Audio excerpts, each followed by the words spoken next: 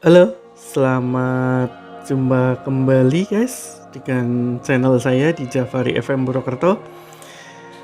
Kesempatan kali ini saya akan bercerita tentang sejarah ya, sejarah yang memang itu bagi saya itu cukup untuk dijadikan cerita kepada anak cucu saya dan untuk sahabat-sahabat semua tentunya. Nah, kenapa saya cerita tentang sejarah? Karena banyak sekali saat ini eh, teman-teman yang pesimis, ya, teman-teman yang pesimis untuk menghadapi tentang kehidupan. Ya, kenapa? Karena eh, di era teknologi perkembangan zaman ini mencari kerja sudah cukup sulit ya, apalagi dengan keterampilan atau kemampuan kita yang terbatas. Yang lulusan S1, S2 itu aja kadang-kadang masih kesulitan untuk mencari pekerjaan ya. Ya, kenapa sih yang dibahas pekerjaan? Ya karena orang hidup perlu bekerja dan perlu penghasilan. Jadi tidak bisa dong kita nggak bicara masalah tentang perekonomian. Saat ini saya ingin bercerita tentang sejarah ataupun pengalaman yang saya alami ya. Ya, teman-teman mungkin tidak tidak membayangkan atau tidak menyangka gitu. Baca. Saya kebetulan 8 bersaudara. Saya anaknya petani penderes atau penyadap ya, penyadap gula kelapa. Saya anak yang ketujuh ya, jadi saya punya kakak 6, kemudian saya punya adik 1 ya. Nah, saya kelahiran tahun 1979, tepatnya di tanggal 17 Agustus 1979 ya. Nah, kelahiran 79, saya TK, Taman Kanak-kanak itu pada waktu itu saya ngikut teman-teman atau tetangga saya yang sudah TK. Otomatis saya masih belum umur tapi sudah ikut taman kanak-kanak ya. Kemudian di tahun 80 sekian itu saya ikut SD, sekolah dasar. Tentunya juga ngikut tetangga saya yang tadinya saya ikuti waktu TK ya. Kemudian di tahun 90 saya lulus dari sekolah dasar ya, walaupun lulusnya itu hanya lulusan kali ya. Karena pada waktu itu dari 53 siswa saya itu ranking 27, jadi luar biasa.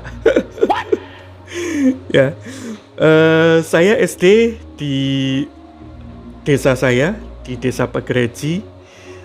Kebetulan satu komplek itu ada 2 sekolah dasar, SD 1 dan juga SD 2. Kebetulan saya masuk di SD 2 ya.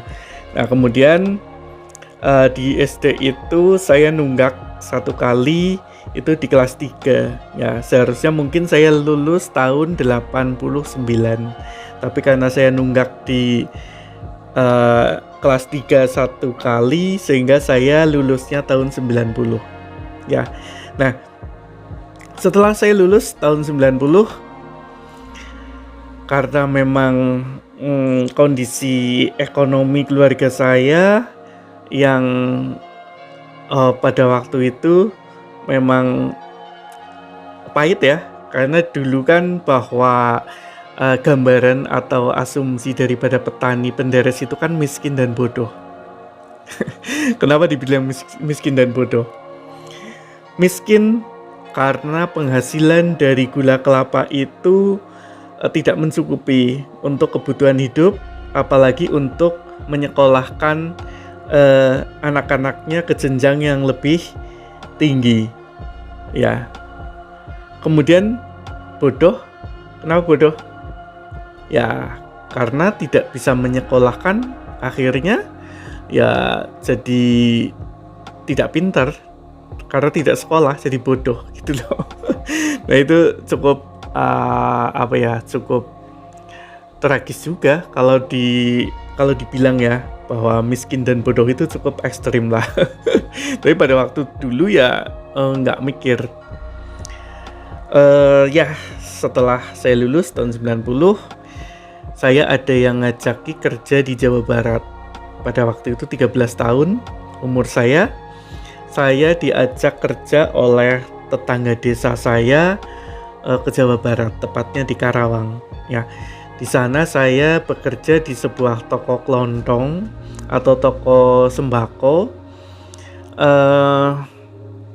di kota Karawangnya. Ya, di sana saya masih kecil ya, umuran 13 itu saya harus bekerja dengan teman-teman yang memang lebih dewasa dari saya, ya tentunya karena memang mereka sudah dewasa, bahkan sudah ada yang menikah pada waktu itu.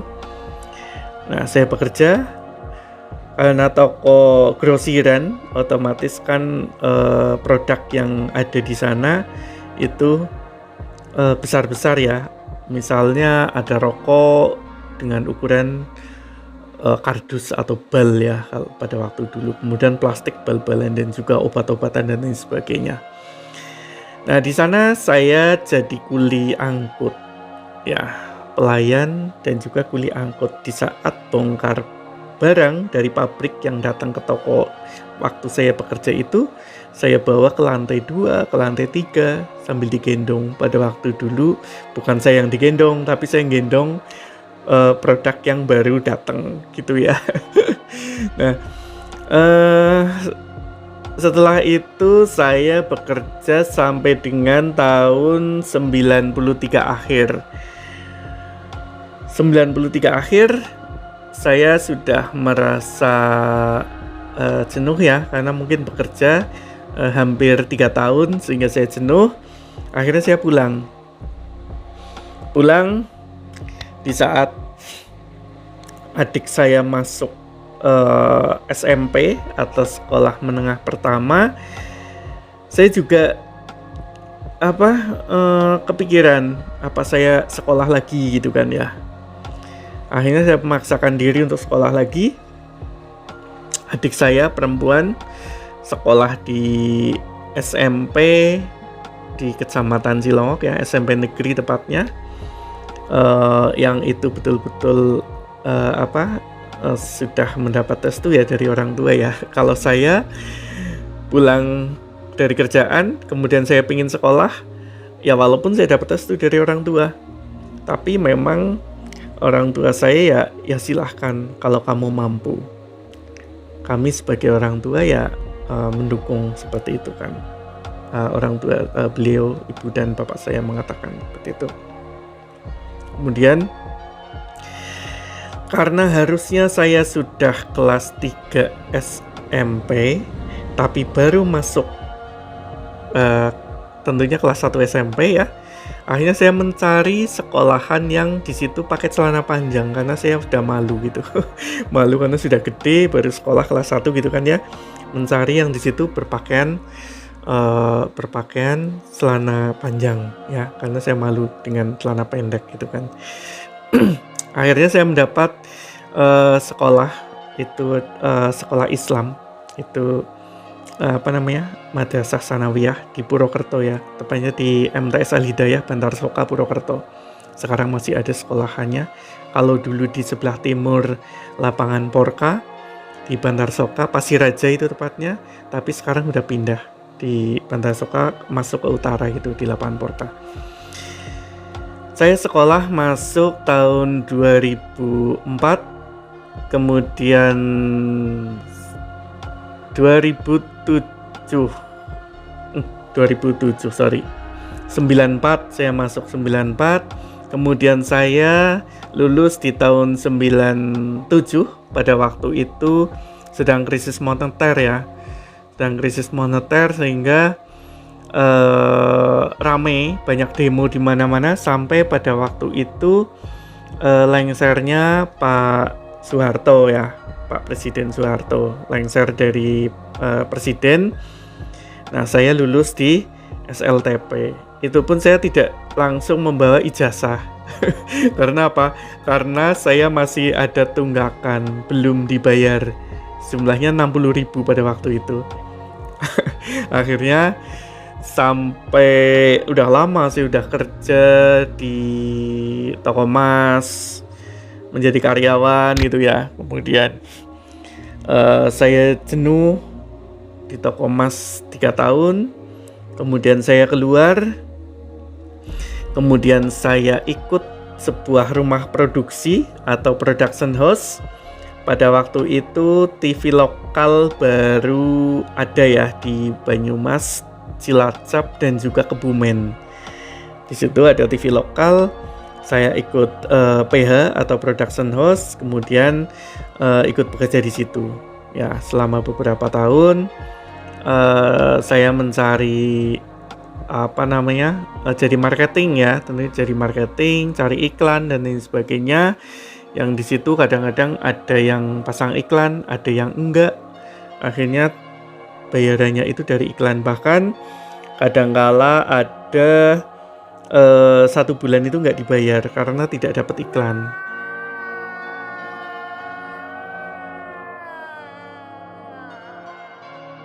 Berpindah-pindah juga.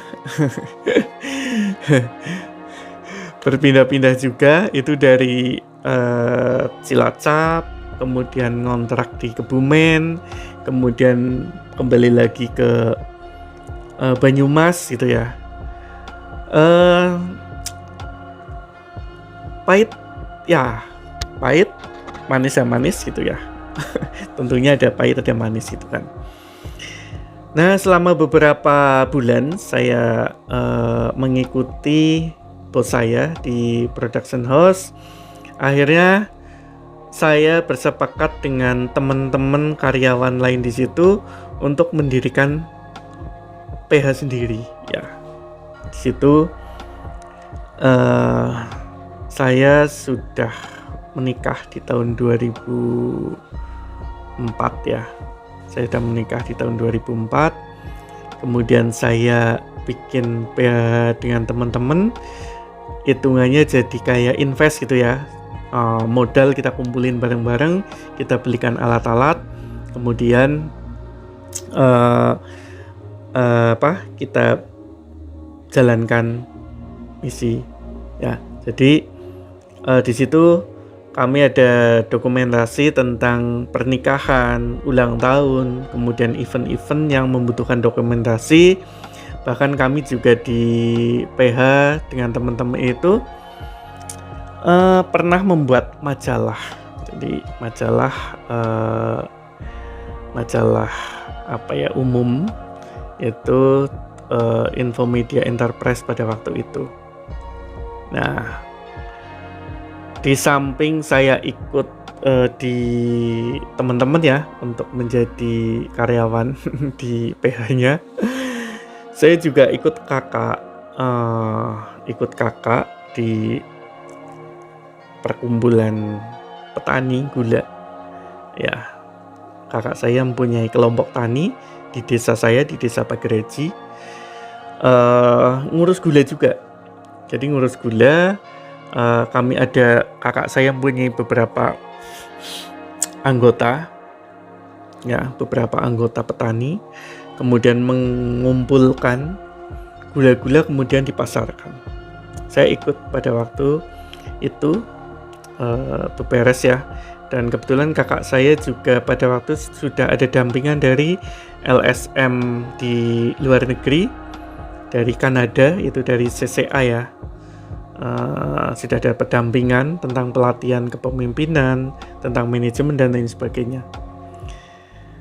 Ya, kami mengusahakan bagaimana produk gula petani itu bisa mempunyai nilai jual yang tinggi ya, karena pada waktu itu 1 kilo gula itu tidak bisa membeli 1 kilo beras ya. Jadi kalau mau jual gula 2 kilo baru dapat beras 1 kilo. Nah, ini kesulitannya petani itu seperti itu, petani penderes ya. Dan belum banyak atau belum ada perhatian juga dari pemerintah. Jadi masih sendiri-sendirilah istilahnya. Dan kalau kita mau utang di bank pun, perbankan juga nggak percaya gitu ya, nggak percaya karena nggak ada jaminan seperti itu. Jadi kadang sering sekali ditolak. Kita baru mengajukan misalnya berapa ratus ribu gitu ya, atau 1 juta dan sebagainya, kita ditolak sama pihak bank itu. Nah, itu yang menjadi pemikiran buat saya bahwa kita wajib untuk ikut membantu bagaimana gula kelapa ini bisa mendapat penghargaan yang layak buat petaninya, karena juga di situ banyak sekali resiko ya.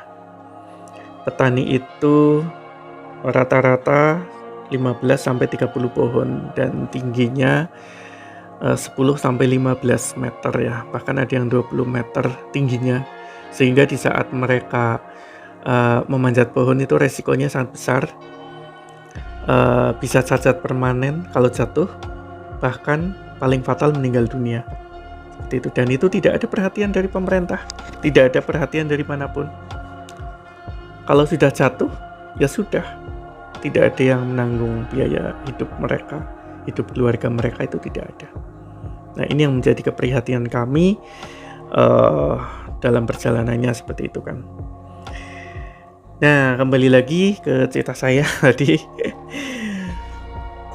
Setelah itu karena istri saya sakit, karena saya sudah mempunyai anak istri ya, akhirnya saya keluar di production house teman-teman saya. Jadi invest saya itu saya ambil, saya dapat 1.500.000 ya pada waktu itu. Ya lumayan lah untuk nyambung hidup ya di saat saya keluar untuk berobat istri dan lain sebagainya, karena istri saya sakit radang usus 1 tahun, tidak bisa berbuat apa-apa ya. Saya punya anak pada waktu itu perempuan baru 3 tahun. Nah, ini yang cukup membuat saya mempunyai komitmen atau mempunyai pendirian agar saya bisa hidup, saya bisa menghidupi keluarga saya seperti itu. Nah, di tahun 2008 muncullah LSM lokal, lembaga swadaya masyarakat lokal, yang mengajak saya untuk bagaimana kita itu membina masyarakat petani atau pengrajin gula ya, agar lebih bagus ya, pemberdayaan masyarakat pengrajin gula kelapa. Nah, 2008 dari rumah ke rumah, kemudian dari desa ke desa. Pada waktu itu satu desa diambil kurang lebih ada 8 orang, dan alhamdulillah saya bertahan sampai terakhir ya, dan bahkan sampai sekarang. Dan yang lainnya seleksi alam, ada yang mereka meneruskan sekolah, ada yang mondok, ada yang apa dan lain sebagainya. Tapi saya masih konsisten untuk membina petani, dan alhamdulillah bisa terbina seperti itu ya. Nah, mungkin Itu sejarah atau sedikit cerita dari saya. Nanti kita sambung lagi. Terima kasih. Selamat malam.